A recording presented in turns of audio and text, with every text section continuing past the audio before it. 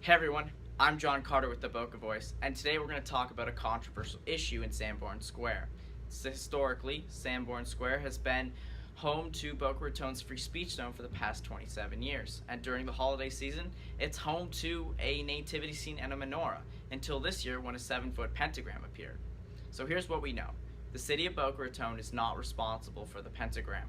There's a permitting process that anyone can go and apply for a permit to have a religious statue there during the holiday season. There's also a banner from the Freedom from Religion Foundation, which is separate from the pentagram. Now, we went down to Sanborn Square to see what the people had to say about the pentagram. And later, in an exclusive interview, I'll sit down on the phone with Preston Smith, the man behind the pentagram. So, let's go see what they had to say. All right. So, tell us what the symbolism means to you. What does it mean to have a pentagram here in Sanborn Square? I feel like the pentagram symbolizes everything that's wrong with humanity. Greed and selfishness, genocide, death, it's despair, it's a life without hope. I think it's very poetic to have the pentagram next to the manger scene, because on one side you have the worst case scenario of humans. You have genocide, you have death, you have everything that we don't like, depression, anxiety. And on the other side you have God, a good God, that pours out his love to humanity through the birth of his son, a God that desperately wants a relationship with us. That's what I see. I feel like in our community, it's great to have a free speech zone. I don't like the message that this man has given to our community, but he doesn't represent our community. Our community is a great community full of loving people, people that get along and help each other out. And I definitely support the right for his right to do that. We need to have a free speech zone in our town. You don't always have to like the speech, but I'm glad we have the zone.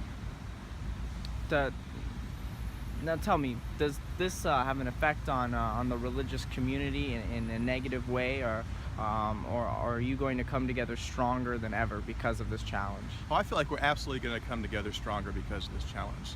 We recognize that we share a common core. We understand that this time of year, especially when you go into northern climates, it's dark. It's a dark season. And when things get as dark as they can possibly get, we have light. We have the day begins to get longer. We have the Festival of Lights of Hanukkah. We have the birth of Jesus, where we celebrate Christmas. It is winter with Christmas. Winter with Christmas is amazing. Winter without Christmas is a winter that death wins. So in our community, I feel like that we're stronger because of the situation. I mean, let's be honest, there's no way that a symbol intimidates us. It's just a symbol. We understand that God is loving, God is good, and God's poured out his love for our town. Get people talking, and it is freedom of religion and freedom of speech, and that's what this country's based on. It's not freedom of religion that I like, freedom of religion that our forefathers liked or anyone else likes. Freedom of religion. Either we're for that or we're against it. And if we don't say freedom for all religions and all speech, then it's not true freedom. I think it's awesome. We're back. Joining me now on the phone is Preston Smith, the man behind the pentagram. Now, Preston, I gotta start off by asking the question everyone wants to know. Are you a devil worshiper? I am an atheist.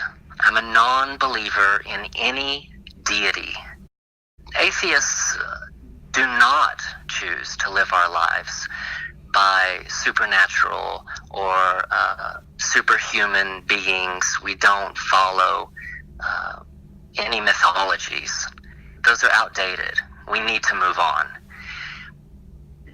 Now, you're affiliated with the group Freedom from Religion Foundation. Tell us about a little bit about the organization and a little bit about what you do there. The Freedom from Religion Foundation is a fantastic national watchdog group based in Madison, Wisconsin. Their primary objective is to educate the public and government officials and politicians, for that matter. So why a pentagram? You could have put any other symbolism up, and you chose a pentagram, and we want to know why. The reason for the pentagram is that we have to have a break on the monopoly of the nativity scenes in public spheres. So I think that's the direction I was going in. And, surprisingly, a lot of people have shown support for this. They may feel a little uneasy about it, but overall, they're educated. They went to school. They remember their middle school civics class that said the First Amendment applies to everyone, no matter your viewpoint. And here's the takeaway. If we're going to allow one display that the majority approves, although they are shrinking as a majority, the nativity scene in a public park zoned as a free speech area, City Hall had better be ready for anything. Freedom from Religion Foundation considers this as a success story.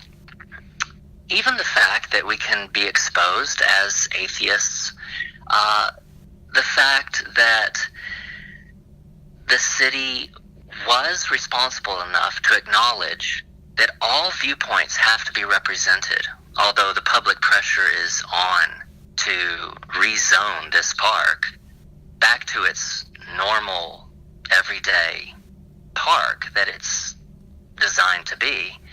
You know, no one wants to take a stroll on taxpayer-funded government property and have their conscience assaulted.